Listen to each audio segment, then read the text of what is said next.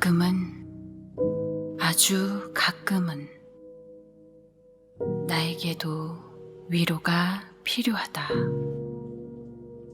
큰일 아닌데도 세상이 끝날 것 같은 죽음을 맛볼 때 남에게 채 드러나지 않은 나의 허물과 약점들이 나를 잠 못 들게 하고 누구에게도 얼굴을 보이고 싶지 않은 절망에 문 닫고 싶을 때 커튼 틈 사이로 비치는 한 줄기 햇살이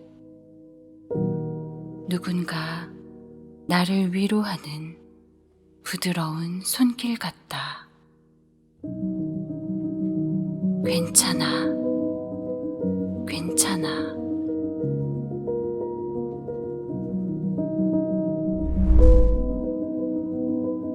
닫혀있던 내 마음의 커튼을 열면 추운 겨울 다 지내고 활짝 웃어주는 위로의 꽃이 가득하다. 그 위로는 저 넓은 바다처럼 오늘도 나에게 새로운 희망을 준다. 마음의 커튼을 열면 희망이 찾아온다. 여러분, 요즘처럼 이렇게 참 희망이 절절히 필요할 때가 또 없었던 것 같아요. 계속해서 우리는 현장 예배까지 제한이 되는 이런 참 어두운 때를 우리가 살고 있습니다. 세계적인 이 팬데믹이 계속되고 있는데, 근데 지난 역사를 살펴보니까 거기에도 이런 일들이 있었어요. 요즘처럼 전 세계적인 아니지만 한 지역이 아주 팬데믹으로 사람들이 죽어나가던 그런 때가 있었습니다. 2세기경에 그 로마 제국이 이런 유행병으로 인해서 3분의 1이 목숨을 잃었다 그래요. 3세기 때는 그 북아프리카 알렉산드리아 그쪽 지방에 아주 팽배하게 퍼져서 그 지역의 3분의 2가 목숨을 잃었답니다. 14세기 우리가 알고 있는 중세 때, 그때도 3분의 1이 생명을 잃었대요. 16세기에 들어와서 그때 이 종교개혁이 한창 있을 그때인데도 그때 종교개혁자들 주변에 사람들이 세상을 떠나기도 하고 종교개혁자들도 많이 그 당시에 패스트 때문에 목숨을 잃은 경우도 있었다 그래요. 이 사람들이 죽어서 시신들로 인해서 한 도시가 폐허될 만한 그런 일들이 역사 속에도 있었답니다. 우리는 지금 21세기 오늘 우리는 이 코비드19라는 이 어려움 때문에 우리가 정말 삶이 많이 제한되는 그런 삶을 우리가 살고 있습니다. 그래서 올 겨울은 그 어느 때보다도 우울한 겨울을 지내고 있는 것 같습니다. 그럼에도 불구하고 우리가 믿는 것은, 이런 상황 속에서 우리가 믿는 것이 하나 있는데 뭐냐? 희망은 여전히 살아있다는 것이죠. 우리 한번 따라해 봅시다. 희망은 여전히 살아있다. 희망이 있다는 겁니다. 사람에게 가장 필요한 것은 밥도 아니고 옷도 아니고 희망이라는 것이죠. 사람들이 마음속에 이 불행이라는 그림자가 덮어올 때 그에게 가장 필요한 특효약, 이 불행의 그림자를 몰아내는 특효약은 희망이다, 그런 얘기를 합니다. 지금 우리는 모두가 이 코로나 백신을 기다리고 있습니다.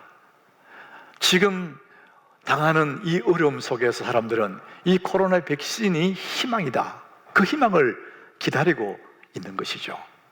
여러분, 백신이 이제 전 세계적으로 다 공급이 되면 이 코로나 사태는 끝날 겁니다. 종식이 되겠죠. 여러분, 그렇다면 이 백신이 희망일까? 정말 코로나 백신이 희망일까? 이 코로나가 지나가면 끝나는 걸까? 당시 그 종교개혁자 루트는 그 사람들이 죽어가고 한 도시가 폐허가 되던 그 시절에 이 루트는 그런 상황 속에서 두 가지를 목사들에게, 그 시대의 목회자들에게 당부를 했습니다. 첫 번째는 사람들이 이렇게 죽어가는 상황이라 할지라도 교회에 출석하게 하고 하나님 말씀을 듣게 해서 경건 생활을 유지하도록 해야 된다. 왜 그러냐 하면은 이방인들처럼 살다가 그래 죽으면 안 된다는 거죠. 하나님 모르고 이방인처럼 그렇게 살다가 죽으면 안 된다. 그래서 짐승처럼 무모한 죽음을 맞이하지 않도록 믿음을 준비시켜라. 이게 그 당시에 루터가 목회자들에게 했던 첫 번째 얘기예요. 두 번째는 모든 사람들은 성례에 참여해서 죽음을 대비하게 해라. 루터는 그 당시에 종교개혁 그 당시이기 때문에 이 사람은 아직도 천주교 신부잖아요. 그러니까 그 사상이 이 성례가 구원과 연결되어 있다 생각하는, 그래서 성례를 받게 해서 죽음에 대비하도록 해야 된다. 그래서 죽음을 준비시켜라, 이런 얘기를 했습니다. 여러분, 병든 사람에게 가장 큰 희망은 병이 낫는 거잖아요. 지금 팬데믹 상황에서 이 코비드에 대한 백신은 희망이기도 합니다. 그러나 여러분, 건강한 몸이 되는 것이 정말 좋은 것이지만은 이 코비드를 피하고 병을 피한다고 해서 영원히 사는 것이 아닙니다. 그래서 죽음을 준비시키고 경건한 삶을 살게 만들어서 무모한 짐승처럼 죽게 하면 안 된다. 이야기는 우리는 이 고난의 너머에 죽음 그 너머까지를 얘기하는 거거든요. 자, 그래서 우리의 소망은 백신이 아니고 우리의 영원한 소망은 예수 그리스도, 그분밖에 없다는 것이죠. 오늘 우리는 이 요한계시록 3장에 소아시아의 7교회 중에 라오디게아 교회를 우리가 본문 읽었는데, 이 소아시아의 7교회는 이 말세 마지막 시대에 이 땅에 있는 지상교회의 형태들을 말하는 거예요. 7가지 형태들이 있을 거다, 이렇게 보는 거죠. 거기에 칭찬만 받은 교회가 있어요. 스무나 교회와 빌라델비아 교회, 칭찬만 받았어요. 근데 칭찬도 받았지만은 책망을 받은 교회도 있습니다. 4교회가 있어요. 그런데 칭찬도 없고 책망만 받은 교회가 있어요. 그게 라오디게아 교회입니다. 마치 이 라오디게아 교회는 희망이 없는 같은 그런 모습을 가지고 있었습니다. 영적인 자폐증에 빠진 것 같은 그런 모습으로 라오디게아 교회가 있었다는 것이죠. 그래서 우리 주님이 오늘 15절에서 내가 너의 행위를 안다, 이렇게 말씀하세요. 라오디게아의 실상, 영적인 자폐증에 빠져 있는 것 같은 희망 없어 보이는 라오디게아 교회의 실상을 3가지를 말해요. 첫 번째는 15절이죠. 네가 차지도 아니하고 뜨겁지도 아니하다. 주님이 원하는 것은 차든지 뜨겁든지 해야 되는데 너는 미지근하다는 거예요. 그게 뭐죠? 성도의 태도가 예수 믿는 사람도 아니고 안 믿는 사람들은 미지근하다는 거예요. 이게 라오디게아 교회를 향한 주님의 첫 번째 지적한 겁니다. 두 번째는 뭐냐? 17절이에요. 스스로 착각하는 겁니다. 네가 말하기를 나는 부자라, 부유하여 부족한 것이 없다, 이렇게 말하는데 내가 볼 때 너는 너무 가난한 사람이라는 거예요. 이 영적인 것을 얘기합니다. 스스로 자기들은 많이 가졌다고 생각하고 나는 부족한 게 없어, 예수님 없어도 괜찮아, 이런 태도로 사는 거예요. 여러분, 이 라오디게아 교회를 향한 주님의 말씀이거든요. 안 믿는 불신자들 하는 얘기가 아니고 믿는 사람들 하는 얘기예요. 근데 예수를 믿는 사람이 세상에서 좀 살만하다고, 난 예수님 없어도 돼, 난 부자야, 부족한 게 없어, 이런 태도로 살아가는 거예요. 실제로 라오디게아 그 당시, 그 시대에, 그 당시에 그 지방에는 굉장히 금을 거래하는 그런 일들이 성행했답니다. 그러니까 돈이 많이 있다는 거예요, 그 지방이. 그러니까 돈을 많이 버니까 예수님 없어도 살만하다, 나는 부자다, 나는 부자이기 때문에 부족한 게 없어, 이렇게 말한다는 거예요. 근데 실상은 너는 가난하다는 거죠. 영적으로는 바닥이라는 거예요. 세 번째, 더욱 기가 찬 일은 20절이에요. 라오디게아 교회의 가장 큰 문제가 뭐냐? 예수님을 문 밖에 세워뒀다는 거예요. 교회 안에 있어야 될 예수님이 교회 안에 없고 문 밖에 세워뒀다는 겁니다. 볼지어다 내가 문 밖에 서서 드린다. 주님이 어디 계시느냐? 교회 밖에 계신다는 거예요. 이 사람들은 세상 재미에 빠져서 돈벌이가 재밌고, 그래서 이것도 아니고 저것도 아니고 믿는 것도 안 믿는 것도 태도가 미지근하고 주님 없어도 살만한, 나는 부족한 게 없다, 이렇게 그런 모습에서 예수님을 문 밖에 세워두세요. 주님이 계셔야 될 그 자리에 세상 재미를 불러들이고 그렇게 살고 있는 거죠. 자, 그런데 그런 상황에서는 희망이 안 보이는 것 같은데, 그럼에도 불구하고 그들에게 희망이 있는데 그 희망이 어디 있느냐?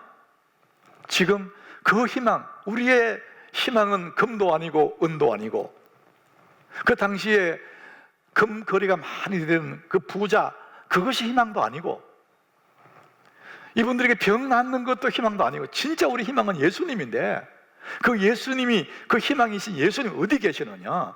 오늘 20절에 보니까 문 밖에 계신다는 거죠. 우리는 문 밖에 계신다 그러니까 상관없는 거로 생각하지만, 우리가 예수님 편에서 볼 때는 굉장히 희망이 있는 거예요. 비록 문 밖에 예수님이 계시지만 예수님이 저 멀리 산 너머 강 건너 계시는 것이 아니고 바로 문 앞에 가까이 계신다는 것이죠. 그리고는 예수님이 문을 두드리면서 관심을 갖고 계시는 거예요. 내가 문 밖에 서서 두드리잖아요. 음성 들으면 내가 문 열면 들어가려고 주님이 거기 기다리고 계시는 거예요. 굉장한 관심이죠. 아가서 5장 2절에 보면은 이 모습을 이렇게 표현해줘. 나의 누이, 나의 사랑, 나의 부들기, 나의 완전한 자야, 문을 열어다오. 사랑하는 주님이 지금 문 밖에 서서 문 열어달라고 기다리고 있는 거예요. 얼마나 오래 기다렸느냐? 내 머리에는 이슬이 내렸어. 머리털에는 밤이슬이 가득한, 그 밤에 이슬 맞으면서 온 밤을 문 밖에서, 사랑하는 자의 문 밖에 서서 두드리고 계시는 거예요.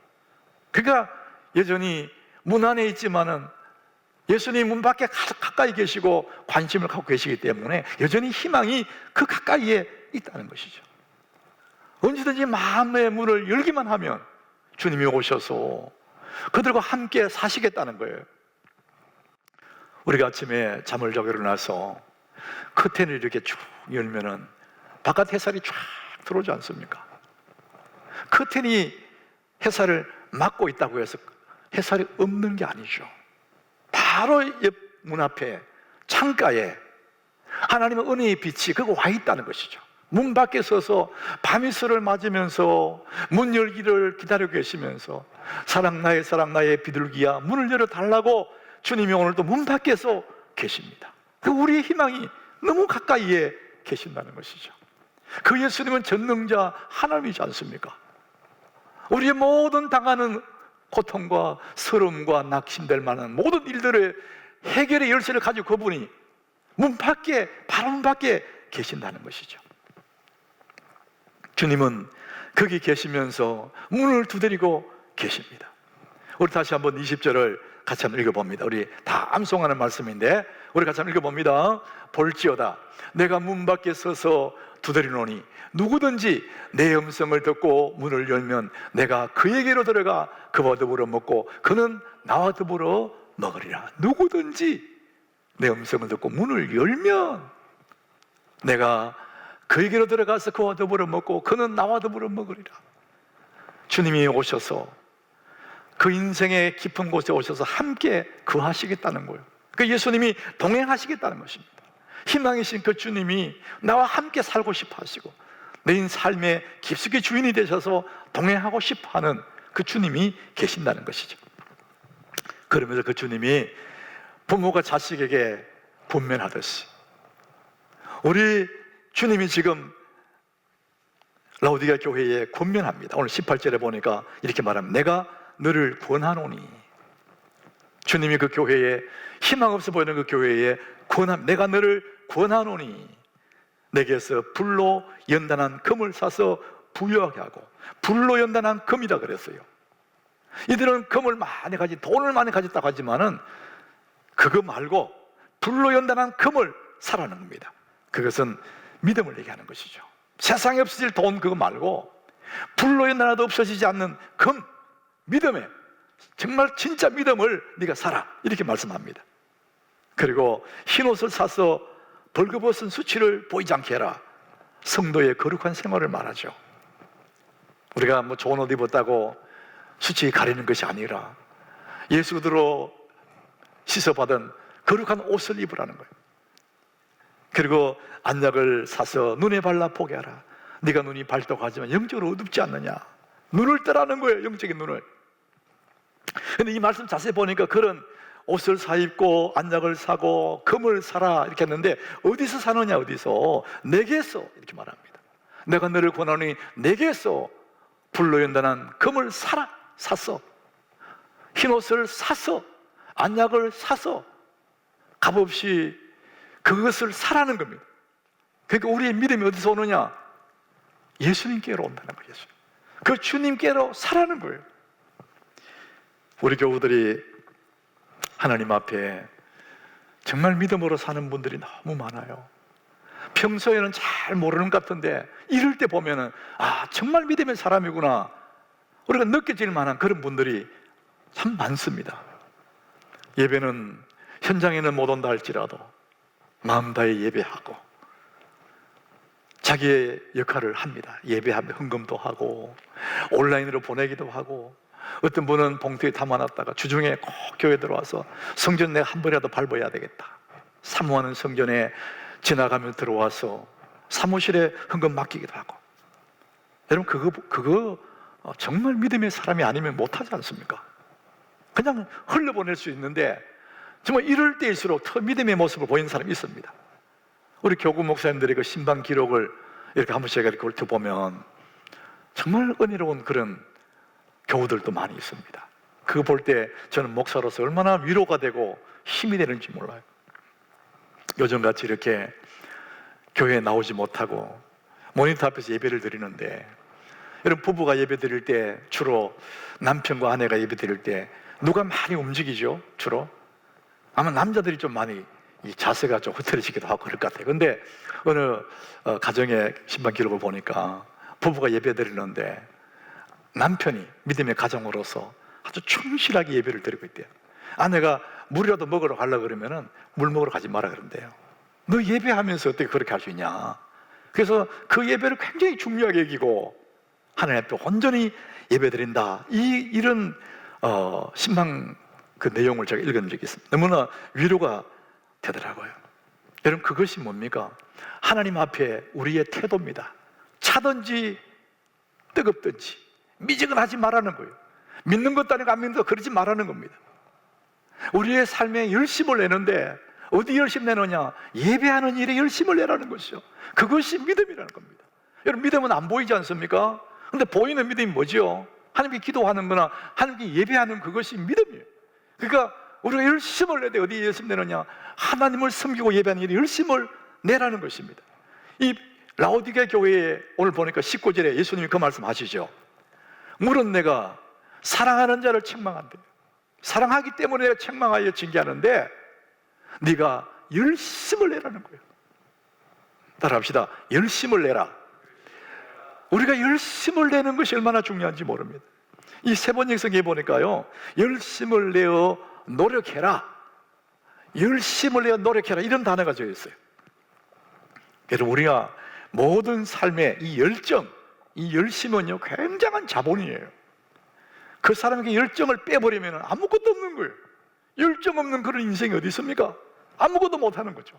그러나 이 열정을 가진 사람, 열심을 가진 사람은요 천재의 재능을 이길 수 있다는 거예요. 99%의 노력, 그것이 1%를 이길 수 있다는 거예요. 그러니까 열정은 천재의 재능을 이길 수 있고, 여러분 우리가 열정적으로 살게 되면요 운명이 피하기도 한답니다. 우리의 삶이 녹록하지 못하고 내 상황들이 참 어렵고 할지라도 열정을 쏟아부을 때 운명이 길을 비켜준대요. 우리가 하는 일에, 성도 여러분들이 하는 그 일에 실패하는 이유가 하나 있다면은 노력이 부족하다, 열정이 식었다, 이것을 말할 수 있습니다. 예수님이 지금 라오디게 교회에게 주님이 하시는 말씀, 내가 사랑하기 때문에 사랑하는 자를 책망하는데 네가 열심을 내라는 거예요. 네가 하는 일에 열정을 불어넣어라. 그 일이 안 되는 이유 중에 하나가 있다면 그것은 네가 열심을 하지 않는다, 노력 부족이라는 겁니다. 우리가 최선을 다해서 열정을 쏟아부을 때에 나머지는 주님이 알아서 하시겠다는 거예요. 그래서 라오디게 교회가 주님이 하시는 말씀, 네가 열심을 내라는 거예요. 여러분, 우리 모든 일에 열심을 내지만 특별히 우리가 신앙생활, 내가 주님을 섬기는 일에 열심이 필요합니다. 내가 스스로 믿음 지키고 열심 내지 않으면 누가 내 신앙을 지켜줍니까? 여러분, 우리가 구원은 전적인 하나님의 선물이에요. 내가 열심으로 구원받는 거 아니에요.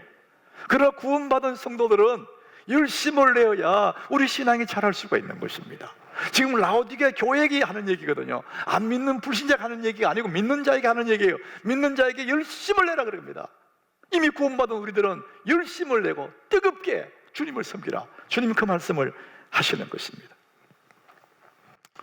저는 이번 지나온 한 주 동안 제가 참 마음에 남는 책이 하나 있었어요. 맨발 걷기의 기적이라는 책입니다. 박동상이라는 분이 쓴 책이에요. 이 사람은 서울대를 경기고로 나오고 서울대를 나오고, 그러니까 최고의 엘리트 코스를 나온 사람이에요. 그거 법학을 전공한 사람이랍니다. 근데 이분이 이제 금융계통에 일하는 사람인데 폴란드에 가서 은행을 이렇게 세우는 일을 했다 그래요. 자기 일에 너무 열심히 하다 보니까 이 간 기능에 문제가 생겼어요. 그래서 이 간 수치가 굉장히 높아서 잡을 길이 없는, 그러다 보니까 이제 몸도 아프고 밤에 잠도 잘 안 오고 이런 일들이 이제 계속된 거예요. 그래서 의사에 가서 진단을 받은 의사가 선고를 내려요. 당신이 일을 좀 덜 하고 오래 살 것인지 아니면 열심히 일하고 빨리 죽을 것인지 선택하라, 이렇게 얘기를 하더랍니다. 자기는 이 간 수치가 올라가니까 이거를 어떻게 할 방법이 없는 거예요. 그때 마침 이제 이분이 우리나라의 SBS에서 방영한 그 세상에 이런 일이, 그 프로그램을 보게 됐다는 거예요. 그 프로그램이 그 당시에 뭐가 나왔냐면은 이주선이라는 50대 초반의 어떤 남자 얘기예요. 이분이 간경화에서 간암으로 가서 말기까지 가가지고 이제 혈관까지 전이 돼서 수술이 불가능한 이런 사람이 등장했다는 겁니다. 근데 이 사람이 자기 친동생도 간암으로 죽은, 가족력도 있는, 그래서 이 사람이 살아있지만은 죽은 건 다름없는 그런 사람이었다는 거죠. 그러니까 병원에서도 어떻게 할 수 없는, 이제는 죽음을 기다릴 수밖에 없는 그런 삶이 됐다는 것이죠. 근데 이분이 집에 가서 이제 방에 누워서 죽음을 기다리지 않고, 그때부터 이 사람이 마지막 희망으로 새벽에 일어나서 맨발로 해질 때까지 청계산 자락을 숲길을 돌아다녔답니다. 맨발로 한 달을 맨발로 청계산 자락을 다 다녔는데 한 달 후에 죽지 않고 오히려 살아서 건강해졌다는 거예요. 그래서 다시 병원에 가서 체크해 보니까 거의 석화가 되었던 이 간이 완벽하게 재생이 되어 있었고, 이 간과 폐, 임파선까지 뒤엎었던 그 암세포가 아주 말끔하게 흔적도 없이 사라졌더라. 이게 이제 세상에 이런 일이, 이제 그거를 보고 이 박동창이라는 분이 내 간도 맨발로 걸으면 낫겠구나. 이제 배운 사람인데 자기 합리적으로 이제 들어온 거예요. 그래서 이분은 그때부터 이제 맨발로 걷기 시작해서 책도 쓰고 지금은 이 서울 근처에서 맨발 걷기 숲길 힐링 스쿨 이런 거를 이제 하고 있는 거예요. 사람이 절망의 끝자락에 서면은요 다 포기합니다. 근데 여전히 우리는 희망이 있다는 것을 믿고 있습니다. 왜냐하면 우리 몸을 만드신 분이 하나님이시지 않습니까? 그 하나님 우리 몸을 만들 때에 우리 몸 스스로가 회복할 수 있는 회복의 메커니즘을 우리 몸에 심어 놓았다는 것이죠. 그래서 누구든지 자기 몸만 잘 관리하면 건강하게 살아갈 수 있는 그 회복 시스템을 하나님이 우리 몸속에 심어놨다는 거예요. 그래서 맨바닥으로 발바닥으로 땅을 걸으면서 발바닥에 지압이 되면서 건강하게 만들어 놨는데 인간들은 신발을 만들어 가지고 그거 안 한다는 것이죠. 저는 맨발로 걷는 것 자체가 희망이 아니라 그런 메커니즘을 만들어 놓은 하나님이 우리 희망으로 저는 그렇게 믿습니다. 하나님 우리 모두에게 희망이 됩니다. 우리가 우리 몸만 잘 관리해 주면은 그 모든 아픔에서도 해방될 수 있다는 것이죠. 미국 텍사스주 주립대 앤더슨 암센터에서 31년 동안 근무했던 한국인 의사 김의신 박사, 그분의 연구에 이런 게 있습니다. 사람이 건강하려면 면역력이 좋아야 되는데 특별히 암 환자들에게는 면역력이 올라가면 암세포가 죽거든요. 근데 이 면역력이 어떻게 올라가느냐, 제가 연구하고 조사해 보니까 교회 예수 믿는 사람들, 그 중에서 찬양대 찬양하는 그 사람들, 이 NK 암세포를 죽이는 면역세포 숫자가 일반인들의 1000배에 보다 더 많더라는 거예요. 1000배가 된다는 거예요. 10배도 아니고 1000배라는 거예요. 하나님이 우리 몸을 하나님의 영광을 위해 살아갈 때 하나님의 그 메커니즘이 뭐냐면 우리가 건강하게 살아갈 수 있도록 우리에게 이미 심어줬다는 것이죠. 그래서 우리의 소망은 세상의 어떤 곳에 있는 것이 아니라 하나님께 있다는 것입니다. 시편 42장 5절에 우리의 소망을 말합니다. 내 영혼아 네가 어찌하여 낙심하며 어찌하여 내 속에서 불안해하는가. 세상을 바라볼 때에 낭망이 되고 낙심이 되고 불안하다는 거예요. 너는 하나님께 소망을 두라. 그가 나타나심으로 말미암아 네가 여전히 찬송하리로다. 세상 보면 너무 낙심되고 불안한데 눈을 들어 하나님 바라보니까, 우리의 소망을 주님께 두고 나니까 내 낙심이, 내 불안이 오히려 찬송이 되더라, 이런 얘기를 하고 있습니다. 여러분, 우리의 소망은 이 땅에 있는 것이 아니라 하나님인 줄 믿으시기를 바랍니다. 우리의 소망은 예수 그리스도 그분이 우리의 소망입니다. 내가 이 땅에 살면서 살아서 예수를 믿으면 하나님은 평안을 누리게 될 거예요. 내가 죽어서 예수를 믿게 되면, 죽어서 예수 믿고 세상을 떠나게 되면 영원한 생명을 누리게 될 것입니다. 그래서 우리의 희망은 예수 그리스도입니다. 그분은 멀리 있지 않습니다. 바로 문 밖에 계십니다. 마음의 그 틈만 열면 그분이 들어오십니다. 인간의 모든 눈물을 닦아주실 전능하신 그분이, 우리 모든 불안을 해소시킬 전능하신 그분이 어디 계시느냐? 바로 문 밖에 계시다는 것입니다. 절망할 이유 하나 없습니다. 어찌하여 낙심하고 어찌하여 낭망하고 불안해하느냐? 너는 하나님께 소망을 두라, 이렇게 말씀하십니다. 오늘 20절 우리 같이 한번 읽어봅니다. 같이 읽습니다. 볼지어다 내가 문 밖에 서서 두드리노니 누구든지 내 음성을 듣고 문을 열면 내가 그에게로 들어가 그와 더불어 먹고 그는 나와 더불어 먹으리라. 우리의 희망은 너무 가까이 계십니다. 나의 소망은 바로 문 밖에 계십니다. 언제든지 누구든지 언제든지 그 턴을 열면 거기 주님이 계십니다. 빛이 들어오시니 주님이 내게 희망으로 찾아오신다.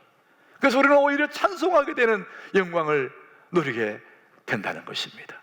이 시대 속에 여러 가지 상황 속에 얼굴이 어둡고 답답하고 낭망되고 불안한 분들이 있습니까? 여러분, 마음에 흩어을 여십시오.